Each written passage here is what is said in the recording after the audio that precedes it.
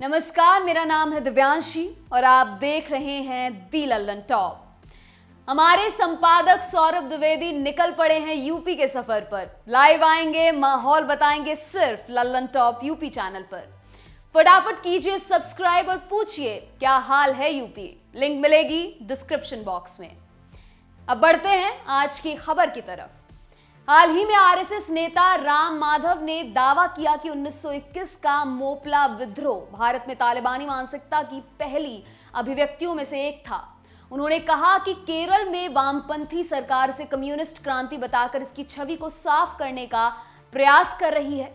इससे पहले शिक्षा मंत्रालय के तहत आने वाला ICHR यानी कि Indian council for historical research ये सिफारिश कर चुका है कि 387 मोपला विद्रोहियों के नामों को शहीदों की लिस्ट से हटा देना चाहिए।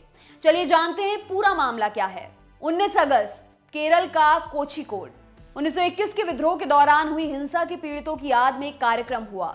इस कार्यक्रम में बोलते हुए आरएसएस की राष्ट्रीय कार्यकारिणी समिति के सदस्य राम माधव ने कहा, राष्ट्रीय नेतृत्व सही इतिहास से अवगत है और इसलिए वह ऐसी तालिबानी या अलगाववादी ताकतों को देश में हिंसा पैदा करने या लोगों को विभाजित करने के लिए कोई जगह नहीं देगा, चाहे वो कश्मीर हो या केरल। उन्होंने कहा कि इस वक्त पूरी दुनिया की नजर अफगानिस्तान पर है, जहां तालिबान ने कब्जा कर लिया है। उन्होंने कहा कि मीडिया अतीत में तालिबान के अत्याचारों की याद दिला रहा है।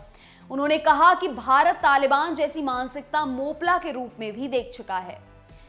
माधव ने कहा कि लेफ्ट की सरकार इस घटना पर व्हाइट वॉश करने की कोशिश कर रही है और इसे ब्रिटिश व पूंजीपतियों के खिलाफ हुए कम्युनिस्ट विद्रोह की संज्ञा दे रही है। इसके लिए फिल्में बनाई जा रही हैं जिनमें विद्रोह के नेताओं को हीरो बताया जा रहा है। ICHR यानी Indian council for historical research के एक 3 सदस्यों के पैनल ने भारत के स्वतंत्रता संग्राम के शहीदों पर एक किताब से मोपला विद्रोह के नेताओं के नामों को शहीदों की लिस्ट से हटाने की सिफारिश की थी। यह किताब साल 2019 में पीएम नरेंद्र मोदी द्वारा जारी की गई थी। पैनल ने कहा था कि 1921 का ये विद्रोह भारतीय स्वतंत्रता संग्राम का हिस्सा नहीं था, बल्कि धर्म पर आधारित एक कट्टरपंथी आंदोलन था। दंगाइयों ने इस दौरान राष्ट्रवाद के समर्थन में या फिर ब्रिटिश सरकार के खिलाफ कोई नारेबाजी भी नहीं की थी। द हिंदू की एक रिपोर्ट के मुताबिक पैनल का दावा है कि यह विद्रोह खिलाफत कायम करने का एक हिस्सा था। अगर ये सफल रहता तो इस क्षेत्र में खिलाफत कायम होती और भारत इस इलाके को खो चुका होता। पैनल की रिपोर्ट कहती है कि हाजी एक दंगाई था जिसने शरिया कोर्ट की स्थापना की थी और बड़ी संख्या में हिंदुओं के सिर काटे थे। दंगाइयों ने सेक्युलर मुस्लिमों को भी नहीं बख्शा था। दंगाइयों ने बड़ी संख्या में नास्तिकों को भी मार दिया था। पैनल का कहना है कि मोपला विद्रोह के कई अंडर ट्रायल कैदी हैजा जैसी बीमारियों से मर गए थे। ऐसे में इन्हें शहीद कहना सही नहीं होगा। बहुत कम को ही ब्रिटिश सरकार के आदेश के बाद मौत की सजा मिली थी। ICHR की रिसर्च एंड एडमिनिस्ट्रेशन टीम के डायरेक्टर ओम जी उपाध्याय ने कहा कि पैनल की सिफारिश के आधार पर स्वतंत्रता सेनानियों की लिस्ट में संशोधन किया जाएगा। अब आपको बताते हैं इसका इतिहास। रिपोर्ट्स के मुताबिक ऐसा माना जाता है कि मालाबार इलाके में रहने वाले किसानों ने जमींदारों के अत्याचारों के खिलाफ विद्रोह किया था। अगस्त 1921 में हुए इस विद्रोह के 2021 में 100 साल पूरे हुए हैं। खास बात यह कि अधिकतर किसान मुस्लिम थे और अधिकतर जमींदार हिंदू थे। यह आंदोलन बेहद हिंसक था। इसमें जमींदारों के घरों को लूट लिया गया और आग के हवाले कर दिया गया। साथ ही धार्मिक स्थलों को भी निशाना बनाया गया। इस हिंसा के चलते राष्ट्रवादी नेताओं ने खुद को इससे अलग कर लिया, जिसकी वजह से आंदोलन जल्द ही खत्म हो गया। कुंजा अहमद हाजी ने कालीकट और दक्षिण मालाबार में खिलाफत आंदोलन का नेतृत्व किया था। ऐसा माना जाता है कि अंग्रेजों ने हाजी को कट्टरपंथी नेता के रूप में प्रदर्शित किया ताकि आंदोलन को धार्मिक रूप दिया जा सके। 20 जनवरी 1922 को अंग्रेजों ने हाजी को गिरफ्तार कर गोली मारकर हत्या कर दी।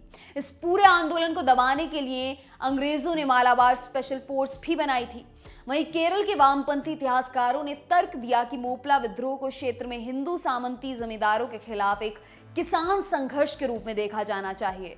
लेकिन इस पर लंबे वक्त से केरल के समाज में बहस रही कि आखिर कैसा विद्रोह था। क्या यह अंग्रेजों के खिलाफ था जिसने धार्मिक रूप ले लिया था, या फिर ये धर्म के आधार पर खड़ा हुआ विद्रोह था। जिस कार्यक्रम में राम माधव ने इस विद्रोह को तालिबानी मानसिकता की पहली अभिव्यक्तियों में से एक कहा, उसी कार्यक्रम में केरल विधानसभा के स्पीकर MB राजेश ने कहा कि हाजी एक योद्धा था जिसने ब्रिटिश सरकार से माफी मांगने से इनकार कर दिया था और मक्का निर्वासन पर शहादत को चुना। आपको बता दें कि वीके हाजी और अली मुस्लियार इस विद्रोह के नेता थे, जिन 387 विद्रोहियों के नाम शहीदों की लिस्ट से हटाने की सिफारिश की गई है उनमें 10 हिंदू भी शामिल हैं। अब इस विद्रोह को लेकर एक फिल्म की घोषणा हुई है जिसमें अभिनेता पृथ्वीराज हाजी का किरदार निभाएंगे। आपके लिए तमाम जानकारी लाए हैं हमारे साथी वरुण। मेरा नाम है दिव्यांशी। देखते रहिए दी लल्लन टॉप। शुक्रिया।